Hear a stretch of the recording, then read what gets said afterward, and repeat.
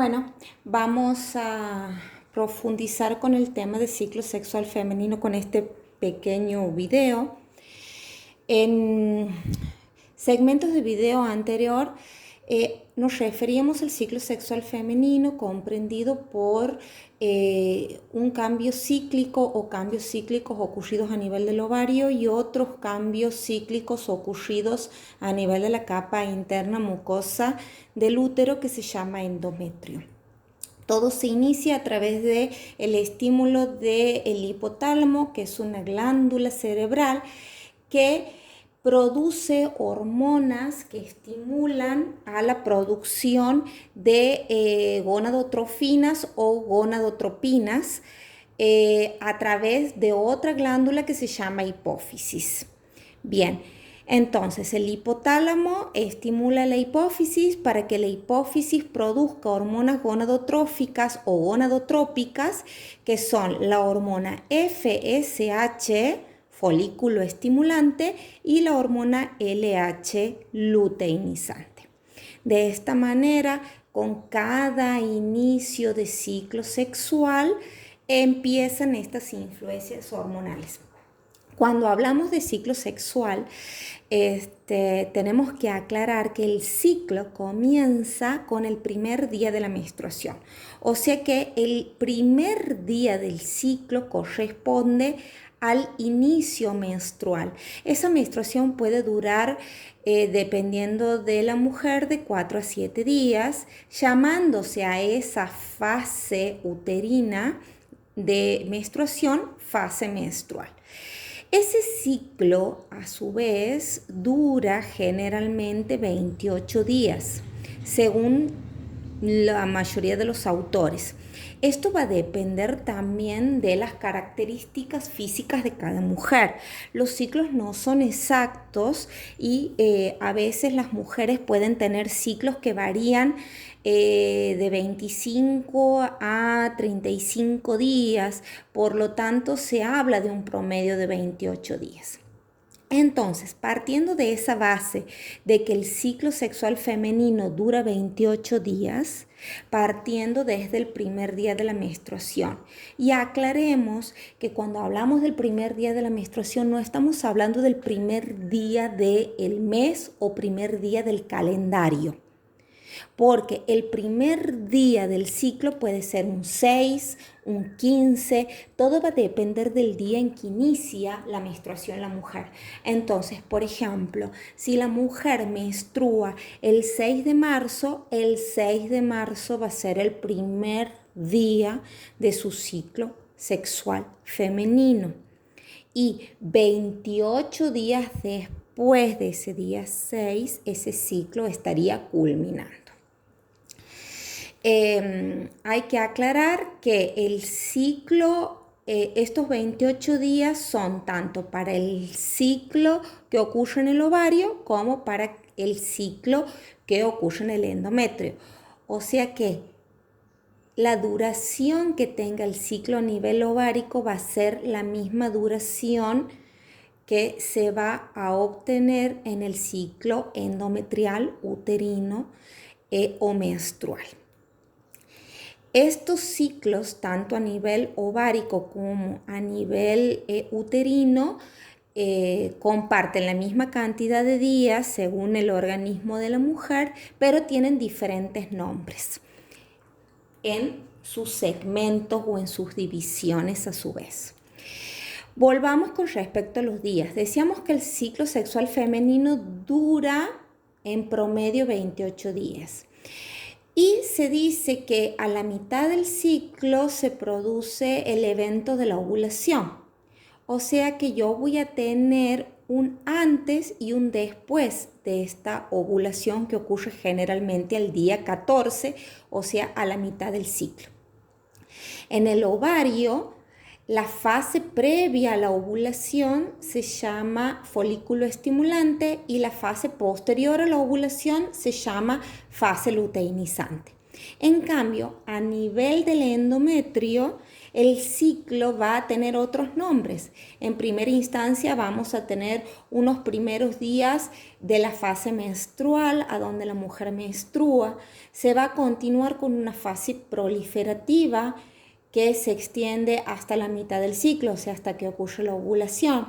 Luego de la ovulación, la fase va a llamarse secretora hasta que termine el ciclo y nuevamente la mujer inicie un nuevo ciclo con el primer día de la nueva menstruación.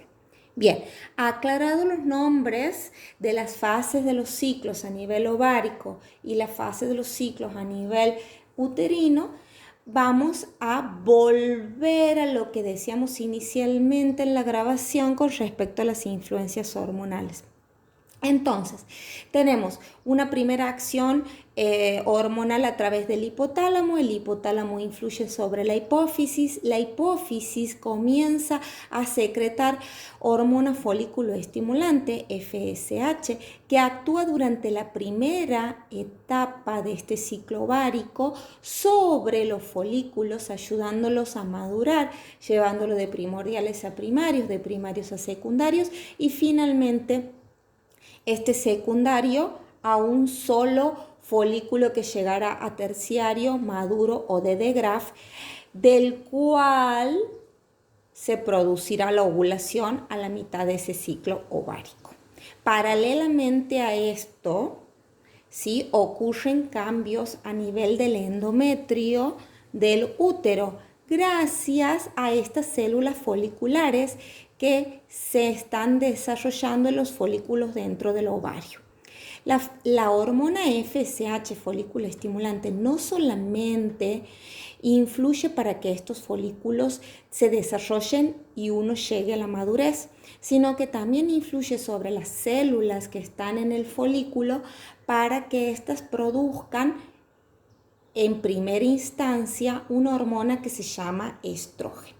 Esta hormona que se llama estrógeno va a ir a actuar sobre ese endometrio del útero para que este endometrio empiece a desarrollarse. Fíjense cómo terminada la etapa menstrual, ¿sí?, a donde la capa superficial del endometrio se elimina, comienza nuevamente un desarrollo de esta capa endometrial en vistas de que se pueda dar lugar a la fecundación y de que ese huevo o cigoto, que es la primera célula humana que va a empezar a desarrollar, tenga un lugar a donde implantarse, a donde nidar. Entonces, este estrógeno, esta hormona llamada estrógeno, es la primera hormona que se va a elaborar por parte de las células foliculares de los folículos en desarrollo y va a venir a actuar en este endometrio para hacerlo desarrollar. Un poco antes de que ocurra la ovulación, la hipófisis secreta otra hormona gonadotrópica que es la LH, que es la hormona luteinizante. Esa hormona luteinizante va a acompañar a la FSH y va a ayudar para que este folículo termine de madurar y se produzca la ovulación. A su vez, esa LH va a actuar sobre esas células foliculares para que éstas se empiecen a secretar otra hormona que es la progesterona. La progesterona, una hormona de suma importancia para el embarazo. Bien, fíjense aquí cómo se produce la ovulación y luego de que se produce la ovulación dentro del ovario quedan los restos del folículo maduro que están representados por la teca interna y la teca externa. Recuerden que ya hemos visto esos temas en segmentos de video anterior. Esas células foliculares que quedan en la teca interna y la teca externa siguen secretando estrógeno y progesterona en más cantidad. Ese resto de folículo se va a pasar a llamar cuerpo lúteo o cuerpo amarillo. Bien, ahora vamos a tener dos posibles finales en este ciclo.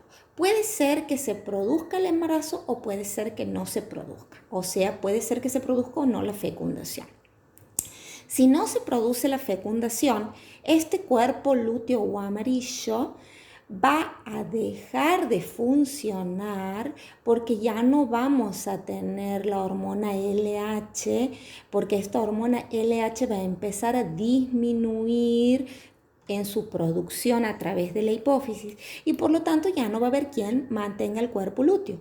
Por lo tanto, el cuerpo lúteo ya no va a producir progesterona y por lo tanto este endometrio no se va a poder mantener. Es así como ante esta deprivación hormonal, ante estas caídas de hormonas, este endometrio va a desprenderse en lo que se denomina una nueva fase menstrual y así se iniciará un nuevo ciclo. Pero si por el contrario se produce embarazo, sabemos que aproximadamente a los 7 días promedio se inicia la implantación del huevo en el endometrio, o sea, en este endometrio que estaba desarrollándose por influencia hormonal.